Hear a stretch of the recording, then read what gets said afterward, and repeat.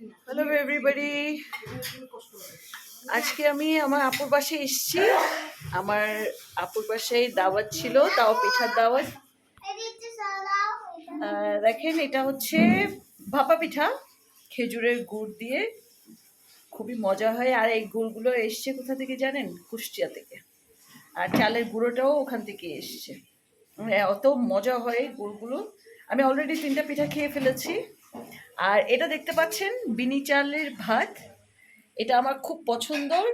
তো এটা একটু একটু পোড়া, এটা আমি আমার জন্য দিতে বলেছি, আমার খুব ভালো লাগে তাই।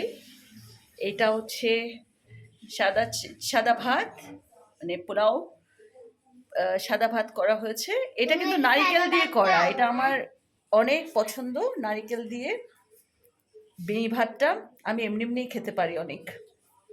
তারপর এটা হচ্ছে স্যালাড, তো দেখতে পাচ্ছেন স্যালাড আছে সাথে।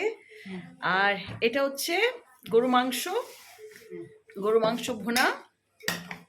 তারপর এটা হচ্ছে পিঠা দিয়ে খাওয়ার জন্য মুরগি মাংস, আলু দিয়ে ঝোল। এটা কিন্তু খুবই মজাদার খাবার একটা, এত মজা হয় এটা। আমরা প্রতি বছর কিন্তু এই ধরনের খেয়ে থাকি, কখনো ভিডিও শ্যুট করা হয়নি, এই আজকে ফার্স্ট টাইম।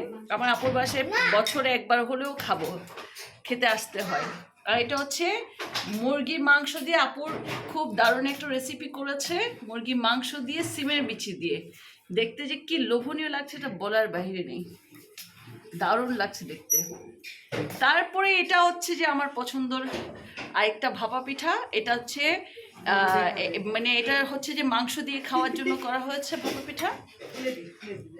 এটা একটু একটু মানে সেকে ফেলা হয়েছে তাওয়াতে বানানোর পরে। এটা কিন্তু আপনার মাংস দিয়ে খেতে খুব মজা লাগে।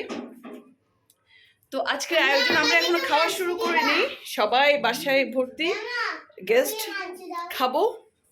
দেখতে পাচ্ছেন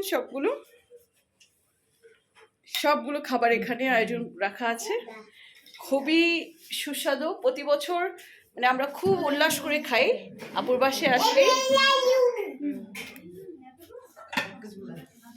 আপনারা চাইলে আসতে পারেন, আপনাদেরকে দাওয়াত, যে খেতে আসতে চান। ভালো থাকবেন আপনারা, সুস্থ থাকবেন। সবাই অলরেডি সার্ভ করা শুরু করে নেওয়া শুরু করে দিয়েছে।